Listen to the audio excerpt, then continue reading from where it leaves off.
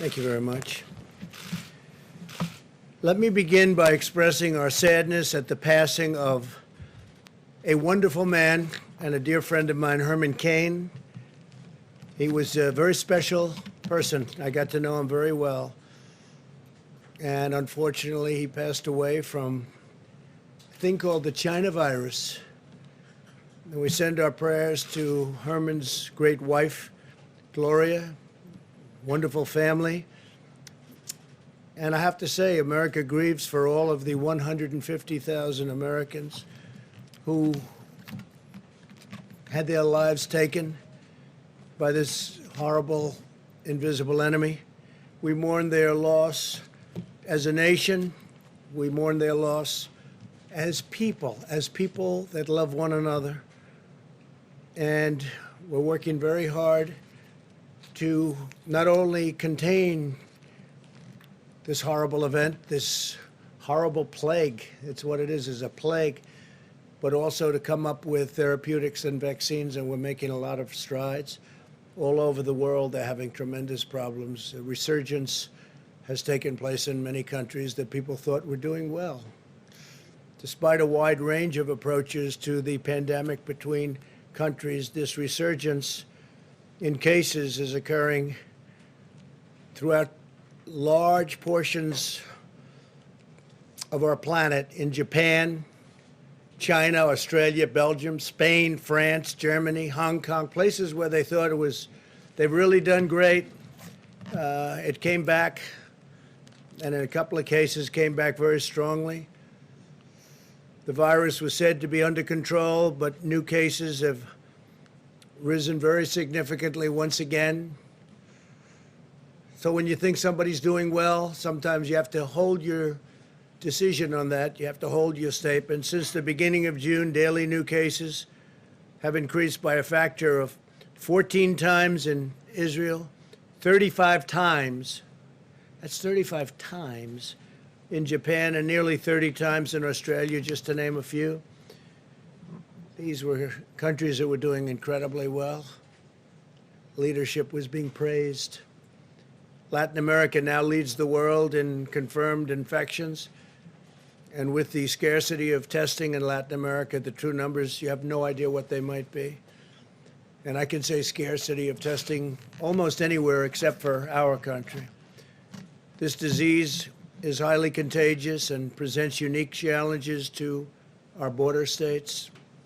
Meanwhile, states like California, Washington State, Maryland, Virginia, Nevada, Illinois, Oregon, and many others, they were thought to be doing well, and they had a big resurgence and were hit very hard. And governors that were extremely popular are not so popular anymore. They were held up as models to follow, and then they got hit. And I'm not even saying it's their fault. It's probably not their fault. It's just the way it is. That's the way it is. Highly infectious, one of the most infectious diseases that anybody has ever seen. Not since 1917, over 100 years ago, has anyone seen anything like what we're witnessing now. But these states have also seen the virus substantially rebound, and again, no one is immune. No one is immune. These facts illustrate the imposing determinant, and it is a determinant that a blanket shutdown to achieve a temporary reduction in cases is certainly not a viable long-term strategy for any country. People are starting to understand the disease now. We certainly have understood a lot about the disease that we didn't have any idea.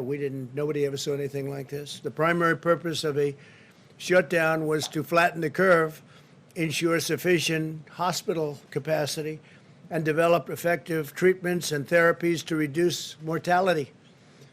And we've done that, but it can come rearing back when you least suspect it. We did the right thing initially. We saved millions of lives. What we did the right thing. But a permanent shutdown would no longer be the answer at all. a small shutdown of certain areas, but we don't want to do that. Small shutdowns can be very helpful, but not for long periods of time. We understand what we're dealing with now, but it's a very complex situation. And I can only say, thank heaven that we are so advanced in what we're doing in terms of vaccines and therapies. We now know a great deal about the virus and how to treat it and who it targets. Almost half of the deaths come from less than 1% of our population. Think of it, half of the deaths, really a tremendous number, half of the deaths come from less than 1% of our population, those living in nursing homes and assisted living facilities. The average age of those who die from the illness is 78. We've announced very strong measures to protect those who are most vulnerable. The scientific path forward is to protect those at highest risk while allowing those at lower risk to carefully return to work and to school with appropriate precautions. I'm once again urging the American people to protect their dear family and friends and anybody who's elderly, especially if somebody's elderly and they have heart problems, if they have certain illnesses. Diabetes is a very bad one, having to do with what we're discussing. But you want to protect the elderly and socially distance. Wear a mask if you cannot socially distance, and practice vigorous hygiene. Everyone, even healthy young people, should be taking extraordinary care to avoid infecting those at the highest risk from this terrible disease. The elderly and those with chronic health issues have to be protected. In the current hotspots across the Sun Belt, the data is showing very encouraging signs. Arizona in particular has crossed an important threshold. For every person with the virus, we're now seeing an average of less than one additional person infected, and the numbers are coming down and coming down very substantially. They're starting to come down in Florida. Arizona is really leading away. I was in Texas yesterday, and they're starting to come down significantly, we believe, in Texas. Need another few days to figure that one out, but it looks like they're coming down very significantly. Earlier today, I visited the Red Cross headquarters to discuss plasma therapy, which is a tremendous thing that they're looking at, and they have a lot of experience with it. Potentially life-saving treatments that infuse sick patients with powerful antibodies donated by those who have recovered successfully from this disease. More than 2 million Americans have recovered from the virus, and today we're asking them to visit coronavirus.gov, and volunteer to donate plasma. We need plasma. It's something that's been very effective, and we need plasma from those that were infected and successfully recovered, as most people do. Most people do. Plasma is one of the many promising treatments my administration is accelerating. We've secured over 90% of the world's supply of remdesivir, which is terrific, an encouraging antiviral drug that can effectively block replication of the virus. We've also approved the use of the widely available steroid, which has been very successful, dexamethasone, which has shown success even in patients at more advanced stages of the disease. On July 17th, we announced a $450 million agreement with Regeneron to build manufacturing plants and hundreds of thousands of doses of its antibody treatment, which is currently in late-stage clinical trials, moving along very rapidly. That's Regeneron. As a result of such significant strides in treatment, the mortality rate in those over the age of 18 is 85% lower than it was just in April. So in a very short period of time, think of that, just 85% lower than it was in April. It's a big statement. Now I want to provide an update on our efforts to ensure a strong economic comeback, including our negotiations on Capitol Hill. Throughout this crisis, my administration has taken the most aggressive action in history to rescue American workers. We love our American workers, and we've set records on job creation, records, 2 months in a row. We enacted a $3 trillion economic relief package. The Paycheck Protection Program alone saved over 50 million jobs. We delivered $300 billion to direct cash payments to Americans. We approved $500 billion for our hardest hit industries. $500 billion. We allowed struggling homeowners to reduce or defer their mortgage payments, and we put a nationwide moratorium on evictions from federally backed properties. It was a big thing, very big thing. We also suspended student loan payments for 6 months, and we're looking to do that additionally and for additional periods of time. As a result of these extraordinary steps by the administration, we added a record 7 million jobs in the 2 months past alone. To ensure this comeback continues, which we think it will, we had great foundation to build on. We were the strongest country in the world, nobody close. We were outdoing everybody from China. If you remember, for many years you heard that in 2019 China would surpass the United States. Well, it didn't. We gained on them very significantly. We took it to a level that nobody's ever seen, 2019, and we'll be back there very shortly. It won't take very long based on everything that we're seeing. It's not going to take very long. I think next year is going to be an excellent year, maybe one of our best years ever from an economic standpoint. We can never, ever forget the people that have been lost, and we never will. We'll never forget them, never forget what happened. This could have been stopped in China. They should have stopped it, and they didn't. But I'm asking Congress to pass additional legislation to support Americans in need.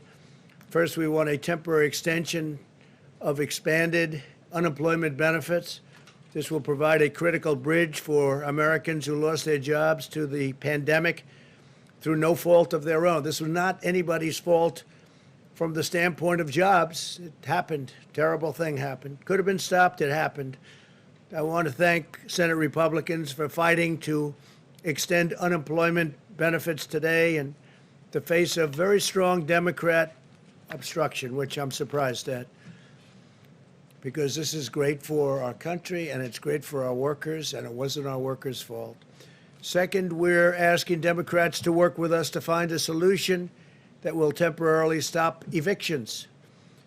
We do not want people who have lost their jobs due to the virus to be evicted from their homes or apartments. We don't want that to happen. Third, we need Democrats to join us to pass additional economic relief payments for American citizens, like the payment sent directly to 160 million Americans earlier this year, which was a tremendously successful program. This money will help millions of hardworking families get by. My administration is also asking Democrats to work with us to pass $105 billion to help schools safely reopen. Children are not at the lowest risk. If you look at what's going on, the younger, the better. Amazing, the immune system. For children, the lower they are in age, the lower the risk in terms of the age group itself. I tell the story that in New Jersey, with thousands and thousands of people dying, sadly dying, the governor was telling me that only one, Phil Murphy, only one died under the age of 18. That's incredible. With thousands of people that died in the state of New Jersey, one made an impact. One died under the age of 18. Children are at the lowest risk of any age group from the virus. Indefinite school closures will inflict lasting harm to our nation's children. We must follow the science and get students safely back to school while protecting children, teachers, staff, and family. We have to remember that there's another side to this. Keeping them out of school and keeping work closed is causing death also, economic harm, but causing death for different reasons, but death, probably more death. If governors do not want to open the public schools, the money should go to parents so they can send their children to the school of their choice. So we say if a school doesn't want to open or if a governor doesn't want to open, maybe for political reason and maybe not, but there is some of that going on. The money should go to the parents so they can send their children to the school of their choice. If schools stay closed, the money should follow the students so families are in control of decisions about their sons and daughters, about their children. But to pass a bill, Democrats must reject the extreme partisan voices in their party. They have tremendous voices. They're looking at November 3rd. And probably a day later, they'll say, let's open up the country. But the Democrats have to reject the extreme partisan voices in their party so that we can get our country going even quicker than it's going right now. We have a lot opening, and we have a lot of states that you thought were doing pretty poorly from the standpoint of the virus, and they're actually coming back very strong. This pandemic has underscored the importance of economic policies that put American families and workers first. Got elected on the fact that I put America first. For many, many decades, in my opinion, we put America last. If you look at the crazy, horrible, disgraceful trade deals that we've watched for many years destroy our country. NAFTA, we terminated it. We have USMCA now, which is a great deal, and our farmers are doing really well despite the pandemic. But we put America first, America's families first, and America's workers first. But that means bringing jobs and factories back to our shores, reducing unnecessary regulations, and creating new training opportunities for jobs and for the future. We've cut regulations at a level that no president has ever cut regulations. And we've cut taxes more than any president in the history of our country. Americans always rise to the challenge, and we will emerge more resilient, more self-reliant, more independent, and more prosperous than ever before. So I just want to thank you all, and if you'd like, we'll take a few questions. Steve, please. Are you going to launch an effort to try to delay the election, or was that just a trial balloon this morning? Well, what I want to explain to people, but it doesn't need much explanation. I mean, you look at article after article, New York's mail vote disaster. Tens of thousands of mail ballots have been tossed out in this year's primaries. What will happen in November? It's a mess. This is done by Washington Post. Can you believe it? The Washington Post of wallpapers. Fake news, but in this case, it's not fake. It's true. This is done by the Wall Street Journal. Here's another one. Vote by mail experiment reveals potential problems within postal voting system ahead in the November election. And you see what's happening with so many different places. They're doing even trial runs. They're a disaster. And I don't want to see an election, you know, so many years I've been watching elections, and they say the projected winner or the winner of the election. I don't want to see that take place in a week after November 3rd or a month or, frankly, with litigation and everything else that can happen, years, or you never even know who won the election. You're sending out hundreds of millions of universal mail-in ballots. Hundreds of millions. Where are they going? Who are they being sent to? It's common sense. You don't have to know anything about politics. And the Democrats know this. The Democrats know this, Steve. So I want an election and a result much more than you. I think we're doing very well. We have the same fake polls, but we have real polls. We're doing very well. I just left Texas, and Biden came out against fracking. Well, that means Texas is going to be one of the most unemployed states in our country.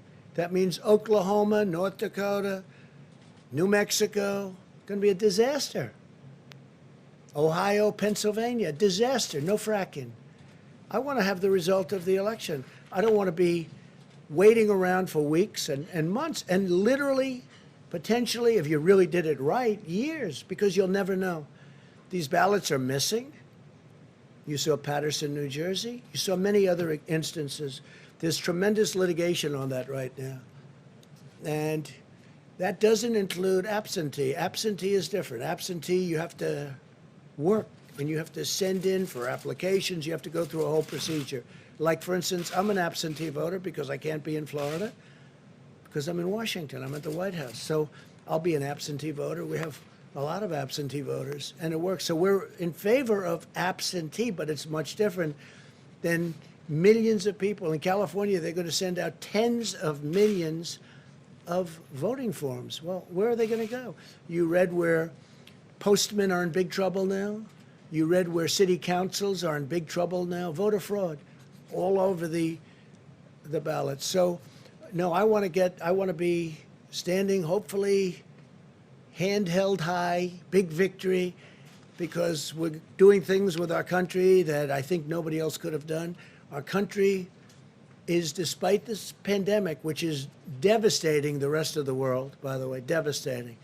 One of the articles that came out was the world's COVID resurgence. This is the Wall Street Journal editorial, the main editorial yesterday in the Wall Street Journal. I don't always agree with them, but they have the world's COVID resurgence, countries hailed as models to see, and then they go, the virus returns at a level like they haven't even seen.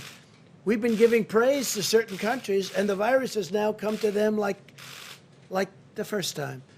But it's a very interesting, and it talks about many countries where everybody was holding them up and saying what a great job they did. Well, it's just one of those things. Didn't work out so well. So we want to have an election. I'd love to see voter ID. But this is the opposite of voter ID. The Democrats love it. The Republicans hate it. We all agree that absentee voting is good. Mail-in ballots will lead to the greatest fraud. You know, we talk about Russia, Russia, Russia for 2.5 years, and then they found nothing, and there was nothing. But they talk Russia, Russia, Russia. They talk China. They talk all of these countries. They say they get involved in our elections. This is easy. You can forge ballots. This is much easier for foreign countries. Go ahead, Steve. But delaying the election is probably a non-starter. Wouldn't you agree with that? I just feel I don't want to delay. I want to have the election. But I also don't want to have to wait for 3 months and then find out that the ballots are all missing and the election doesn't mean anything. That's what's going to happen, Steve. That's common sense. And everyone knows it. Smart people know it. Stupid people may not know it. And some people don't want to talk about it, but they know it. And no, we want to have an election where people actually go in and what's your name? My name is so-and-so. Boom, you signed the book like I've been doing for years. It's very, very unfair to our country. If they do this, our country will be a laughingstock all over the world because everyone knows it doesn't work. How many ballots is he sending in California? Is it 28 million or some massive number? Other states are sending out millions and millions of ballots.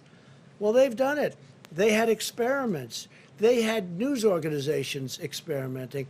And look, read the story in the Washington Post about mail-in voting. It's a disaster. I'm very surprised to see that story, frankly, from them. The story is a disaster. So we're asking for a lot of trouble. And no, do I want to see a date change? No. But I don't want to see a crooked election. This election will be the most rigged election in history if that happens, John. So, Mr. President, you said that you don't want to see a delay in the election, but then it looks like the process of these mail-in ballots is going to continue to November the 4th. Well, we have many court cases, John. We have one that's been filed for a while now in western Pennsylvania, as an example, on mail-in ballots. So I'm just wondering, And by the way, John, we give tremendous examples, numbers of examples of all the fraud and all of the things that have taken place with respect to mail-in ballots. I'm just wondering, is the net effect of what you tweeted this morning and what you're talking about now to cast doubt on the results of the November 3rd election? Well, it's had an interesting impact. I didn't know it was going to be the impact it had. What people are now looking at is, am I right? But not me. Are all these stories right about the fact that these elections will be fraudulent, they'll be fixed, they'll be rigged, and everyone's looking at it. And a lot of people are saying, you know, that probably will happen. Please, Jennifer. Mr. President, to break the logjam in Congress and to prevent that unemployment insurance from lapsing. What do you plan to put on the table tonight? What are you Well, planning it's a to great question. I can't tell you, though, because that wouldn't be very smart from a negotiating standpoint. But we'll be putting certain things on the table. We want to get money to people. It wasn't their fault. And we want to get money to people, and it has to be substantial. It's not their fault what happened. The fact is, people don't like saying it. They know it's true. It's China's fault, okay? It's not their fault. It's not the worker who lost his job. It's China's fault. And that's the way it is. OAN, please. Mr. President, yesterday DHS came to an agreement with the governor of Oregon to remove federal officers if Oregon State Troopers took over. Mayor Ted Wheeler was noticeably absent from that agreement. Are you confident, sir, that the state of Oregon will be able to quell the protests in Portland? And if the violence does continue, would you consider redeploying federal troops? So our people have done Homeland Security, have done a fantastic job. They went to Oregon a little more than a week ago. The place was a mess. The city, Portland, was just a disaster. You see it, and a lot of people weren't reporting it right. They tried to pretend it was a protest as opposed to anarchists and agitators. You understand what I'm saying. It's a mess. They went there a short while ago, and they saved a federal courthouse that costs hundreds of millions of dollars. And they put a ring around the courthouse, and they saved it. But the group that's there is basically meant to save buildings, and they were very strong, very powerful. And they didn't come out too often out of this cocoon that they built in order to save these very expensive, valuable, and psychologically important buildings, right? Like courthouses. The governor and the mayor, we've been dealing with them, and we think they don't know what they're doing, because this should not have been going on for 60 days. It's not our job, unless in case of emergency, which I consider now to be an emergency, it's not our job to go in and clean out the cities. That's supposed to be done by local law enforcement. Yesterday, the governor worked a deal where they'll do it. We'll stand by, they'll do it, and that's good. Well, it was very good, but she didn't report it that way. What she reported was totally different. She said, I think Trump wants to take over the country. It's crazy. So what happened is our people are staying there to see whether or not they can do it today and tomorrow. And if they don't do it, we will send in the National Guard and we'll take care of it. And we're telling right now these protesters, and many should be arrested, because these are professional agitators, these are professional anarchists, these are people that hate our country. We're telling them right now that we're coming in very soon. The National Guard, a lot of people, a lot of very tough people. And these are not people that just have to guard the courthouse and save it. These are people that are allowed to go forward and do what they have to do.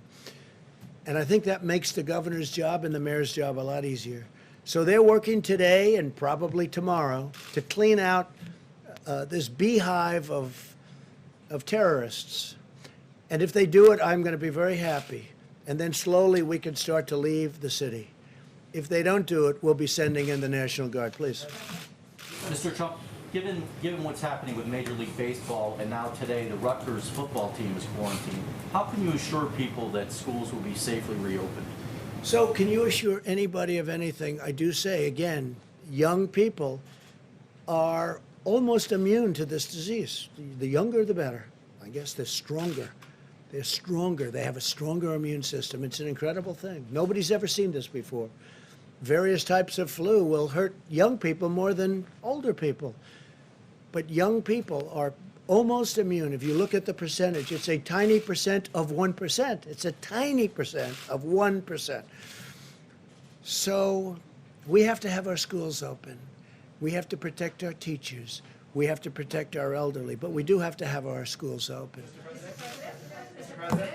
Yeah, please, go ahead. Mr. President, a week ago you said we are in the process of developing a strategy that's going to be very powerful involving the coronavirus. Where is that strategy? Well, I think you're seeing it, and I think you will see it. And one of the things that we've done that we're getting, it hasn't been utilized fully yet, but we're all set to march when it comes to the vaccine.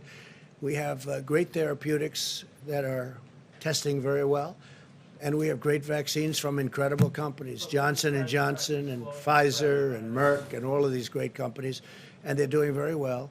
And the delivery system is all set. logistically. We have a general that's all he does is deliver things, whether it's soldiers or other items. And I think you're going to see something that's going to be spectacular. The FDA has approved things at a rate that's a tiny fraction of what it would take during another administration, let's say.